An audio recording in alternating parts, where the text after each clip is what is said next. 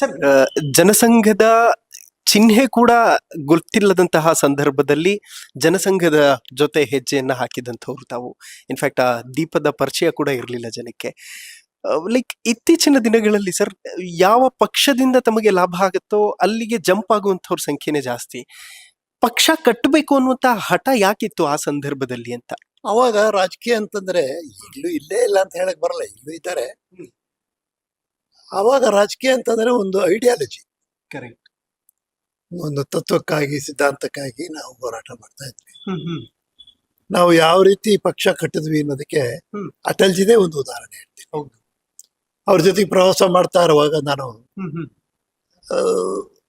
ಹಾಸನದ ಐಬಿನಲ್ಲಿ ನಾವು ಮಲಗಿದ್ವಿ ಇಬ್ರು ಒಂದ್ ದಿವಸ. ಓಕೆ. ಮಲಗೋದು ಹೆಂಗೆ, ಮಂಚದ ಮೇಲೆ ಅವ್ರು ಮಲಗೋರು, ಕೆಳಗಡೆ ನಾನು ಮಲಗ್ತಾ ಇದ್ದೆ. ಅದೇ ಒಂದೇ ರೂಮ್, ಎರಡು ರೂಮ್ ಕೊಡ್ತಿರ್ಲಿಲ್ಲ ಅವನು. ಐಬಿ ಮೇಟಿ, ನಾವು ಎಷ್ಟೇ ದೊಡ್ಡರಾದ್ರು ನಮಗೇನು ಕೊಡ್ತಾ ಇರ್ಲಿಲ್ಲ, ಒಂದೇ ರೂಮ್ ಕೊಟ್ಟಿದ್ದು.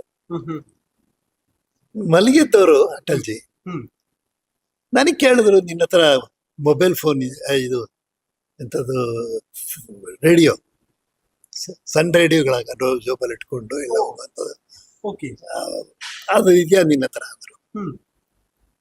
ಇಲ್ಲ, ಇದೆ ಮನೇಲಿ ಇಟ್ಟಿದ್ದೀನಿ, ನೀನು ತಂದಿಲ್ಲ ಅಂತೆ. ಓಕೆ. ಓಲಿ ಬಿಡು ಅಂತಂದ್ರು. ಯಾಕೆ, ಏನ್ ಸಮಾಚಾರ ಅಂತೆ. ಆಗ ಅವ್ರು ಹೇಳಿದ್ರು, ಮಧ್ಯಪ್ರದೇಶದ ಸಹರ್ ಅನ್ನೋ ಒಂದು ಊರಲ್ಲಿ ಬೈ ಎಲೆಕ್ಷನ್ಗೆ ನಾನು ಭಾಷಣ ಮಾಡಿ ಬಂದಿದ್ದೆ. ಅದರ ಕೌಂಟಿಂಗ್ ಇವತ್ತಿತ್ತು. ಏನಾಯ್ತು ತಿಳ್ಕೊಬೇಕಲ್ಲ. ಏನ್ ಮಾಡೋದು, ರಾತ್ರಿ ಆಗ್ಲೇ 10 ಗಂಟೆ ಆಗೋಗಿತ್ತು. ಸರಿ, ಬೆಳಿಗ್ಗೆ ಎದ್ಮೇಲೆ ನಾನು ಬೆಳಿಗ್ಗೆ ಯಾರ್ದೋ ಒಬ್ರು ಮನೆಯಿಂದ ತಿಂಡಿ ತಂದ್ಕೊಟ್ರು, ಒಬ್ರು ಮಾರವಾಡಿ ಮನೆಯಿಂದ. ಅವ್ರಿನ್ನೂ ಬದುಕಿದ್ದಾರೆ ಕಾಣುತ್ತೆ, ಅವರು ಹಾಸನದವ್ರು. ಅವ್ರನ್ನ ಕೇಳಿದೆ ನಾನು, ನೀವೇನಾದ್ರು ರೇಡಿಯೋ ಕೇಳೋ ಅಭ್ಯಾಸ ಇದೆಯಾ, ಆ ಚುನಾವಣೆ ಏನಾಯ್ತು ಅಂತ. ಬೆಳಿಗ್ಗೆ ಕೇಳಿದೆ, ಗೆದ್ದಿದ್ದೀವಿ ನಾವು ಅದನ್ನ.